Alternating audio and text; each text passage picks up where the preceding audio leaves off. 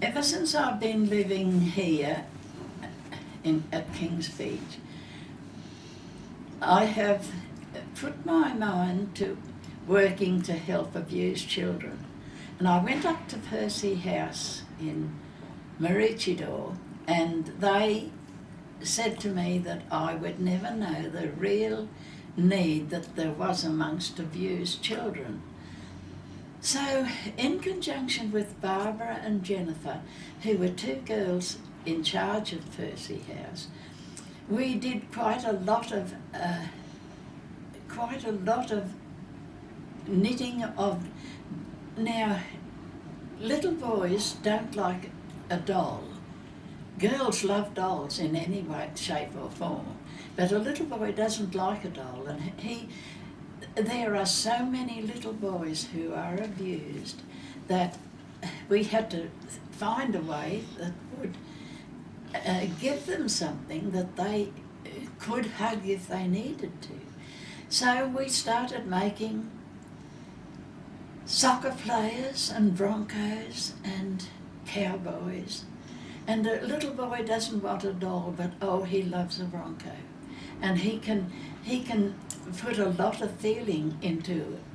They become, we never call them dolls, as a matter of fact. We call them little people. So I knitted little people by the thousand. Doreen was helping. Anyway, one of the girls at the refuge told me that they wanted a relaxing doll. And I had no idea what sort of a doll a relaxing doll was. So I was going over to Doreen's place, and we looked through books and looked through magazines, and she said, the lass at the refuge said she wanted to have long arms, long legs, hands and boots.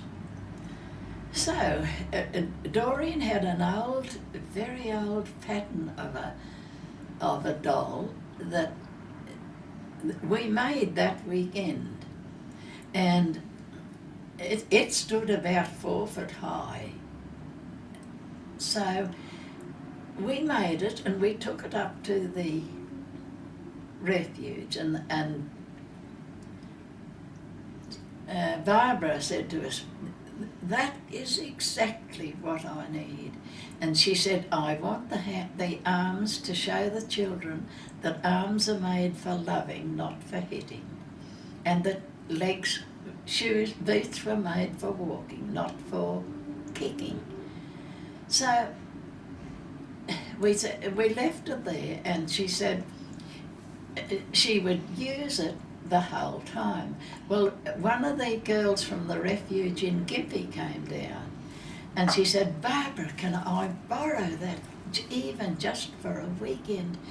She said, "That's exactly what our refuge needs." And she said, "Well, I'll ask Rita if she'll make another one." So by this time they had that one had a terrible lot of knitting in. To stand 4 foot high, you can imagine it was quite a big doll. So we cut it down a little bit and made it, I suppose, to not as small as 3/4, but about 7/8. So the girl from Kingaroy took it back up to the refuge in, I should say Gympie, but took it back up to Gympie and used it all around Gympie. Well, the girl from Kingaroy came over to Gympie, and she said, "Oh dear, that's exactly what I need." And they said, "Well, we'll ask Rita, can she make another one?" So it started there, and altogether now, we started using them then in the schools. There was such a lot of bullying going on that the teachers thought it may help to prevent some of that, and we thought, well, if we prevent one child from bullying, we'll be doing a good job. So at the present time, there are over 400 in the schools around the Sunshine Coast and Bribie and Deception Bay, and down as far as Canberra has 4 of them. And then we sent about 8 to the Northern Territory. And then Western Australia, a teacher came over from there and they said, oh, that's exactly what we need. So we did about 8 more and sent them to the northern part of Western Australia. And the teacher from there wrote to me and said that since they have had it, the Aboriginal children were attending at only 20% capacity. There was 80% absenteeism. And when they saw Charlie, they said if they could get a hug from Charlie, they'd come to school. So they found for about 3 to 6 months they had almost 100% capacity, people attending school, which I thought was rather good. And we sent 2 teachers from London were over, and they said that could be used in London. So we sent 2 with them back to their schools in London. We also sent 2 to New York and another one to California and another one to Montana. So that Charlie, and that's his name, and every one of them are exactly the same, although they all have different expressions on their face. And Charlie has been doing a job now for almost 10 years. And there are still schools asking for him. One little boy was called to the headmistress's office in Bocarina school, and he said to the headmistress, "You might as well hit me straight out." He said, "I'm not any good for anything." He said, "Nobody wants me."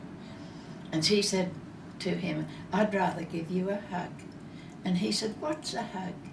And it was so sad that children were going to that school who had never known what a hug was. So Charlie was made for Bocarina, and that little boy comes up and he will do anything for the headmistress just to get a hug from Charlie. So that's Charlie's story, and he has gone on and on and on in a lot of schools. Then, of course, we had all the dolls we were knitting for the refuge, and we'd take them up about 100 to 150 at a time, and Doreen and I would take them up about once every 6 weeks. So we were really working quite flat out on them,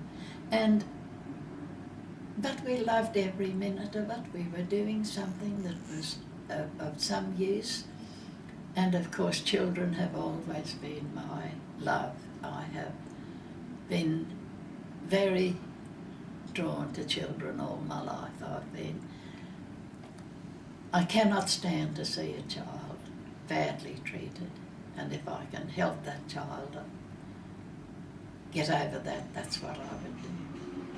Anyway, we just, Maureen, goodness. Rita Howard was awarded the Australian Day Awards in 2009. Good on you, Rita.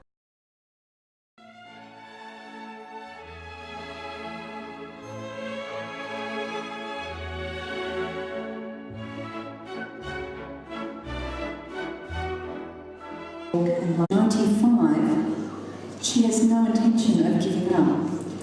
She is living proof that no matter what your circumstances are and how many challenges you face, you are able in some way to dedicate time to others and make a genuine difference to your community. Ladies and gentlemen, Mrs. Rita Howard.